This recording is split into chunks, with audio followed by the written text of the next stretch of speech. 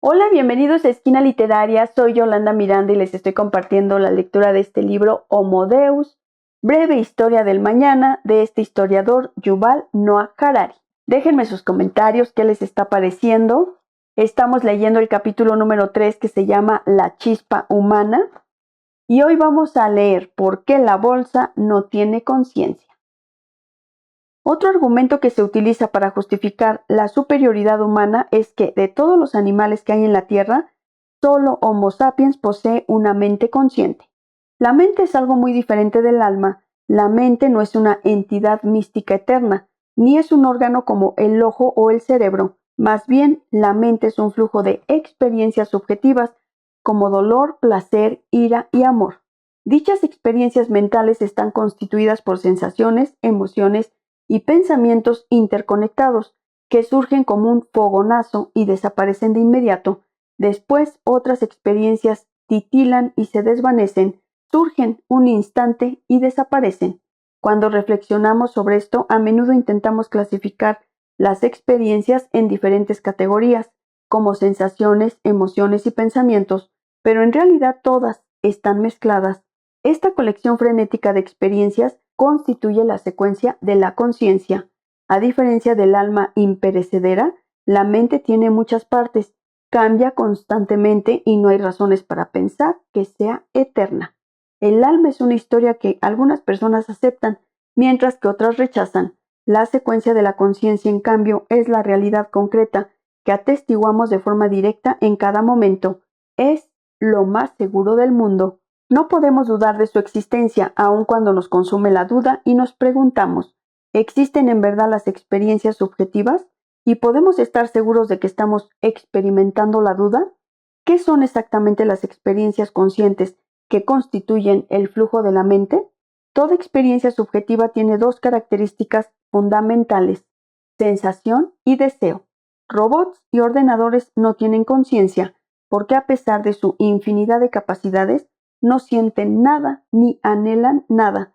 Un robot puede tener un sensor de energía que le indique a su unidad central de procesamiento cuando la batería está a punto de agotarse.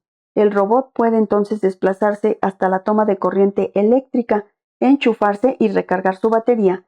Sin embargo, a lo largo de todo este proceso, el robot no experimentó nada. En cambio, un ser humano menguado de energía se siente hambriento y anhela detener esa sensación desagradable.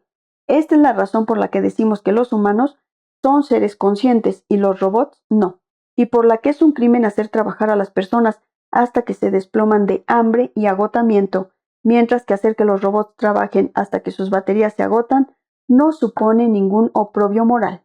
¿Y qué hay de los animales? ¿Son conscientes? ¿Tienen experiencias subjetivas? ¿Está bien obligar a un caballo a trabajar hasta que se desploma exhausto? Como se indicó anteriormente, las ciencias de la vida aducen en la actualidad que todos los mamíferos y aves, y al menos algunos reptiles y peces, tienen sensaciones y emociones. Sin embargo, las teorías más recientes sostienen asimismo que las sensaciones y las emociones son algoritmos bioquímicos de procesamiento de datos, puesto que sabemos que robots y ordenadores procesan datos sin tener ninguna experiencia subjetiva. ¿Podría ser que ocurriera lo mismo con los animales? De hecho, sabemos que incluso en los humanos muchos circuitos cerebrales, sensoriales y emocionales son capaces de procesar datos e iniciar acciones de manera completamente inconsciente. ¿Podría, pues, ocurrir que detrás de todas las sensaciones y emociones que atribuimos a los animales, hambre, miedo, amor y lealtad, acecharan solo algoritmos inconscientes y no experiencias subjetivas? Dicha teoría es la que defendía el padre de la filosofía moderna, René Descartes. En el siglo XVII, Descartes sostenía que solo los humanos sienten y anhelan, mientras que todos los demás animales son autómatas mecánicos, parecidos a un robot o a una máquina expendedora. Cuando un hombre golpea a un perro, éste no siente nada. El perro se encoge y aúlla automáticamente, del mismo modo que una máquina expendedora zumba y prepara un vaso de café sin sentir ni desear nada. Esta teoría era ampliamente aceptada en la época de Descartes. Médicos y estudiosos del siglo XVII diseccionaban perros vivos y observaban el funcionamiento de sus órganos internos sin anestesia ni escrúpulos. No veían nada malo en ello.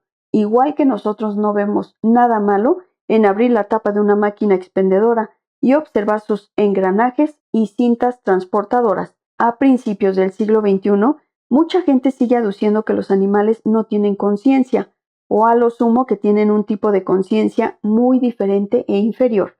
Para decir si los animales tienen una mente consciente similar a la nuestra, antes debemos entender mejor cómo funciona la mente y qué función desempeña. Se trata de cuestiones tremendamente difíciles, pero vale la pena dedicarles algo de tiempo, porque la mente será la heroína de varios de los capítulos que siguen. No podemos comprender todas las implicaciones de nuevas tecnologías, como la inteligencia artificial, si no sabemos qué es la mente. De ahí que dejemos de lado un momento la cuestión concreta de la mente animal y examinemos qué es lo que la ciencia sabe acerca de la mente y de la conciencia en general. Nos centraremos en ejemplos extraídos del estudio de la conciencia humana, que es más accesible para nosotros, y después retornaremos a los animales y nos preguntaremos si lo aplicable a los humanos lo es también a nuestros primos de pelo y pluma. Siendo francos, la ciencia sabe muy poco acerca de la mente y la conciencia. La ortodoxia actual indica que la conciencia es creada por reacciones electroquímicas que tienen lugar en el cerebro y que las experiencias mentales cumplen alguna función esencial de procesamiento de datos. Sin embargo, nadie tiene ni idea de cómo una diversidad de reacciones bioquímicas y de corrientes eléctricas en el cerebro generan la experiencia subjetiva de dolor, ira o amor. Quizá dispongamos de una explicación robusta dentro de 10 o 15 años, pero en 2016 carecemos de tal explicación y es mejor que lo dejemos claro.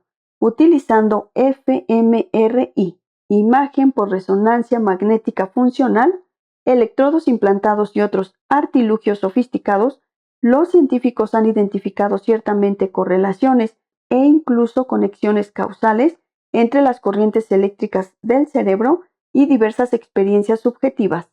Solo observando la actividad del cerebro, los científicos pueden saber si uno está despierto, si sueña o si duerme profundamente.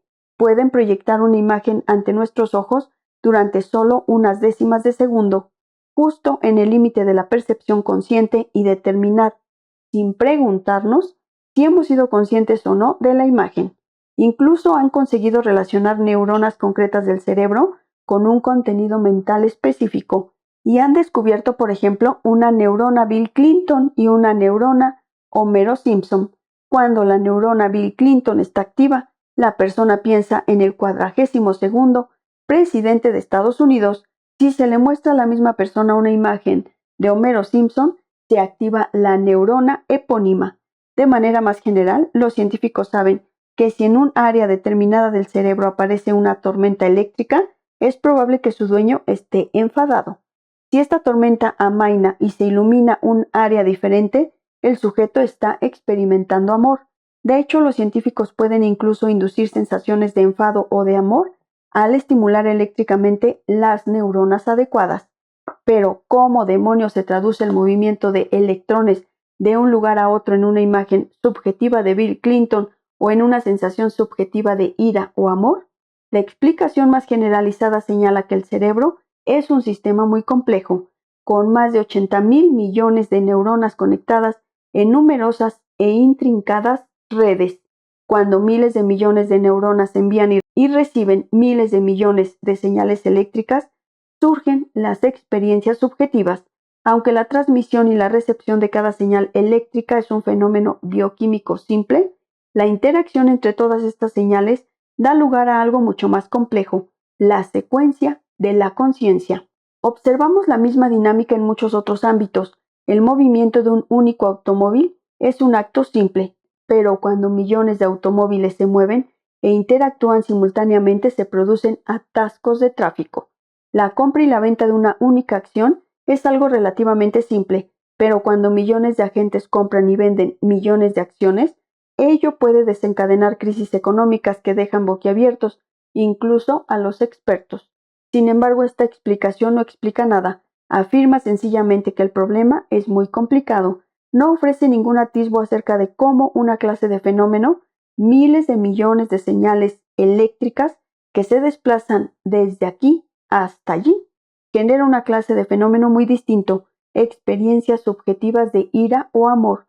La analogía con otros procesos complejos como los embotellamientos de tráfico y las crisis económicas es imperfecta. ¿Qué crea un embotellamiento de tráfico? Si seguimos a un único automóvil, nunca lo entenderemos. El atasco resulta de la interacción entre muchos automóviles. El coche A influye en el movimiento del coche B, que bloquea el camino del coche C, y así sucesivamente. Pero si cartografiamos los movimientos de todos los coches importantes y cómo uno impacta en el otro, tendremos una explicación completa del atasco. No tendría sentido preguntar, ¿pero cómo crean todos estos movimientos el atasco? Porque el atasco de tráfico es simplemente el término abstracto que los humanos decidimos usar para este conjunto determinado de acontecimientos. En cambio, ira no es un término abstracto que hayamos decidido usar como resumen de miles de millones de señales eléctricas del cerebro. La ira es una experiencia extremadamente concreta con la que la gente está familiarizada mucho antes de que supiera nada de electricidad. Cuando digo estoy enfadado, indico una sensación muy tangible. Si describimos de qué manera una reacción química en una neurona resulta en una señal eléctrica y cómo miles de millones de reacciones similares resultan en miles de millones de señales adicionales, sigue teniendo sentido preguntar, ¿pero cómo se unen estos miles de millones de sucesos para crear mi sensación concreta de ira? Cuando miles de automóviles se abren camino trabajosamente a través de Londres, lo denominamos atasco. Pero eso no crea una gran conciencia londinense que planea sobre Piccadilly y se dice, vaya, me siento atascada. Cuando millones de personas venden miles de millones de acciones, a esto lo llamamos crisis económica, pero no hay un gran espíritu de Wall Street que refunfuñe, mierda, me siento en crisis. Cuando billones de moléculas de agua se conglutinan en el cielo, a esto lo llamamos nube, pero no hay una conciencia de la nube que aparezca para anunciar, me siento lluviosa.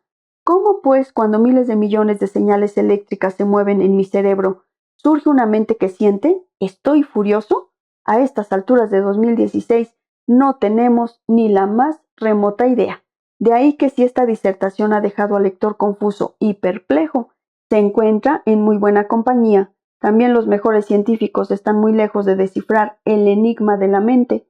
Y la conciencia, una de las cosas maravillosas que tiene la ciencia, es que cuando los científicos no saben algo, pueden probar todo tipo de teorías y conjeturas, pero al final acaban por admitir su ignorancia. Espero que les haya gustado la lectura del día de hoy de este libro Homo Deus, breve historia del mañana. Recuerden dejarme sus comentarios. Muchas gracias por escuchar.